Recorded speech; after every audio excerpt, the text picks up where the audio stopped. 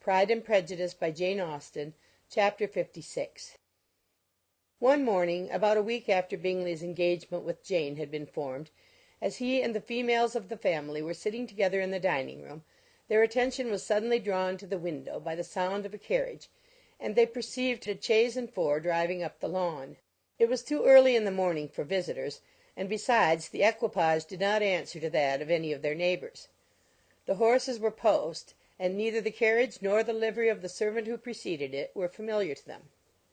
As it was certain, however, that somebody was coming, Bingley instantly prevailed on Miss Bennet to avoid the confinement of such an intrusion, and walk away with him into the shrubbery.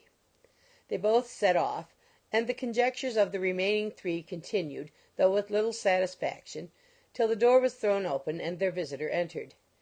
It was Lady Catherine de Bourgh.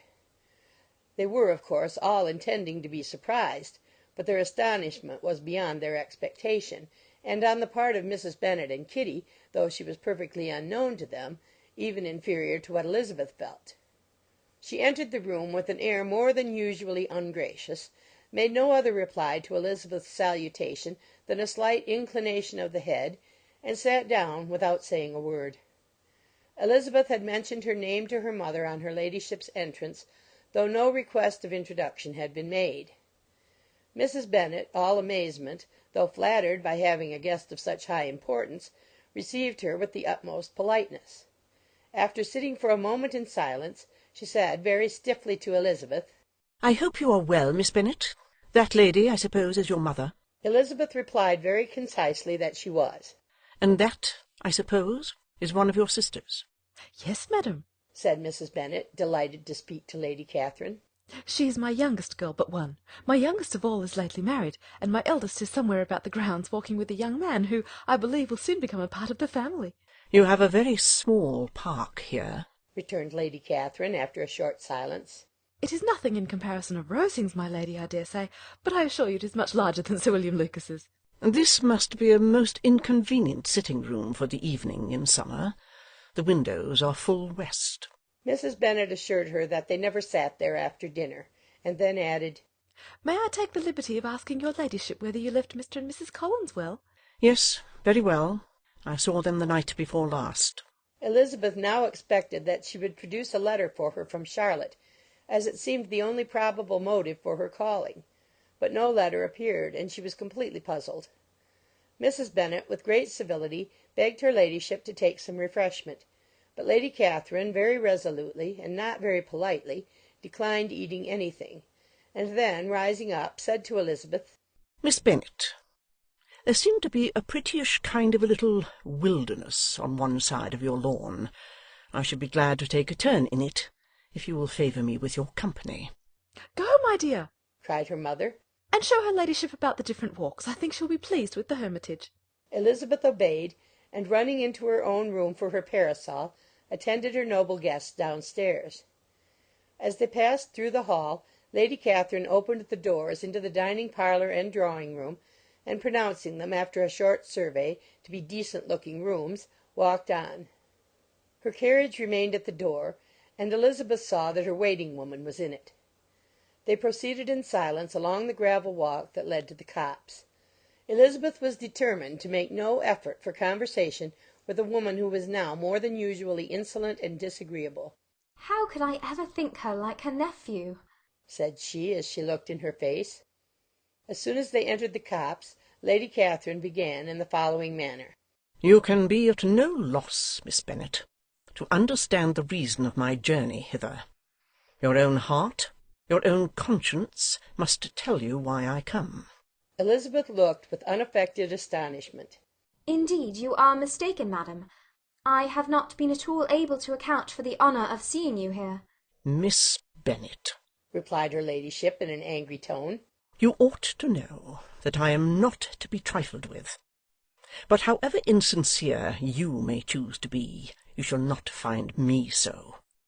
My character has ever been celebrated for its sincerity and frankness, and in a cause of such moment as this, I shall certainly not depart from it. A report of a most alarming nature reached me 2 days ago.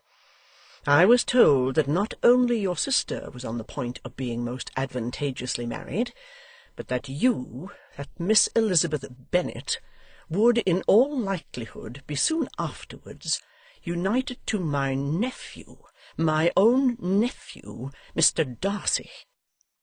Though I know it must be a scandalous falsehood, though I would not injure him so much as to suppose the truth of it possible, I instantly resolved on setting off for this place, that I might make my sentiments known to you.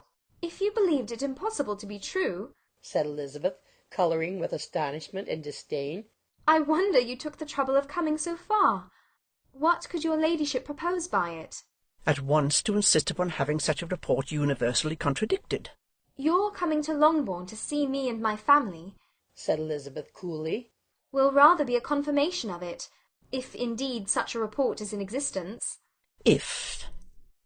Do you then pretend to be ignorant of it? Has it not been industriously circulated by yourselves?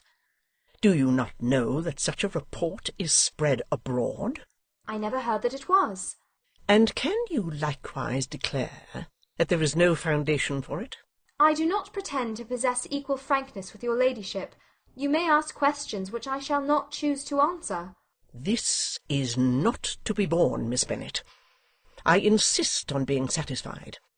Has my nephew made you an offer of marriage? Your ladyship has declared it to be impossible. It ought to be so. It must be so, while he retains the use of his reason. But your arts and allurements may, in a moment of infatuation, have made him forget what he owes to himself and to all his family. You may have drawn him in. If I have, I shall be the last person to confess it. Miss Bennet, do you know who I am? I have not been accustomed to such a language as this. I am almost the nearest relation he has in the world, and am entitled to know all his dearest concerns. But you are not entitled to know mine, nor will such behaviour as this ever induce me to be explicit. Let me be rightly understood. This match, to which you have the presumption to aspire, can never take place. No, never. Mr. Darcy is engaged to my daughter. Now, what have you to say? Only this, that if he is so, you can have no reason to suppose he will make an offer to me. Lady Catherine hesitated for a moment, and then replied, The engagement between them is of a peculiar kind. From their infancy they have been intended for each other. It was the favourite wish of his mother, as well as of hers. While in their cradles we planned the union, and now, at the moment when the wishes of both sisters would be accomplished in their marriage, to be prevented by a young woman of inferior birth, of no importance in the world, and wholly unallied to the family. Do you pay no regard to the wishes of his friends, to his tacit engagement with Mr. Borg? Are you lost to every feeling of propriety and delicacy? Have you not heard me say that, from his earliest hours, he was destined for his cousin? Yes, and I had heard it before. But what is that to me? If there is no other objection to my marrying your nephew, I shall certainly not be kept from it by knowing that his mother and aunt wished him to marry Mr. Berg. You both did as much as you could in planning the marriage. Its completion depended on others. If Mr. Darcy is neither by honour nor inclination confined to his cousin, why is he not to make another choice? And if I am that choice, why may not I accept him? Because honour, decorum, prudence, nay, interest, forbid it. Yes, Miss Bennet, interest. For do not expect to be noticed by his family or friends if you wilfully act against the inclinations of all. You will be censured, slighted, and despised by everyone connected with him. Your alliance will be a disgrace. Your name will never even be mentioned by any of us. These are heavy misfortunes, replied Elizabeth. But the wife of Mr. Darcy must have such extraordinary sources of happiness necessarily attached to her situation, that she could, upon the whole, have no cause to repine.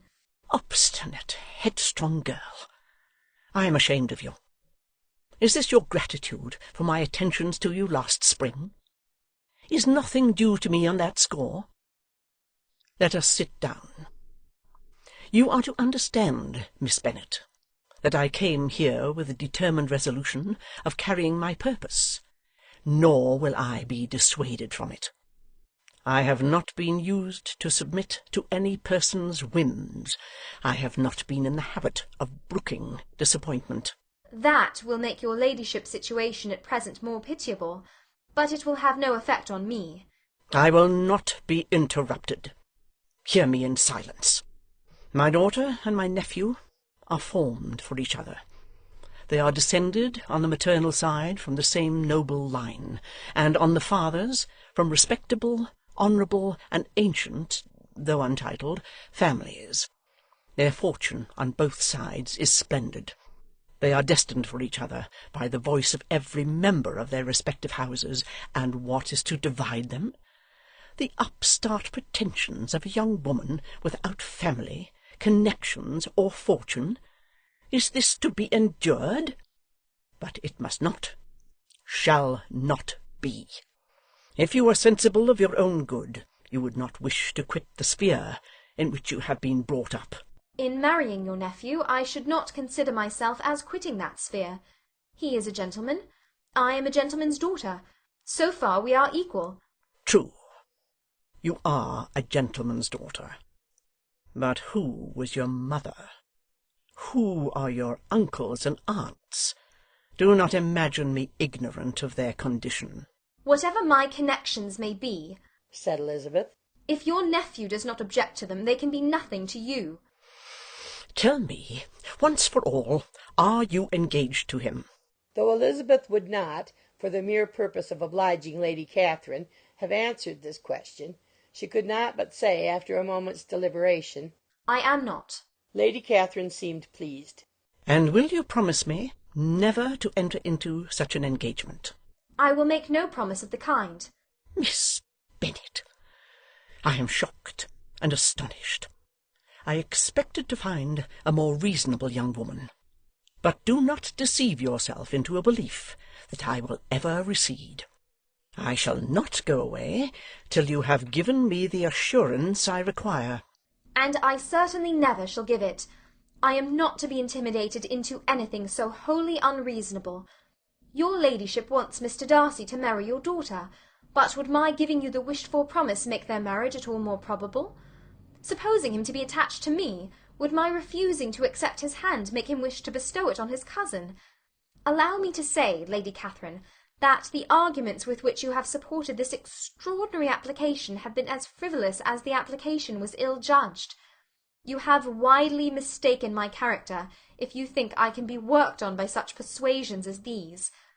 How far your nephew might approve of your interference in his affairs I cannot tell, but you have certainly no right to concern yourself in mine.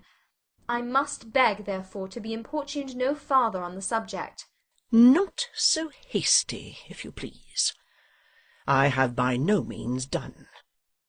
To all the objections I have already urged, I have still another to add.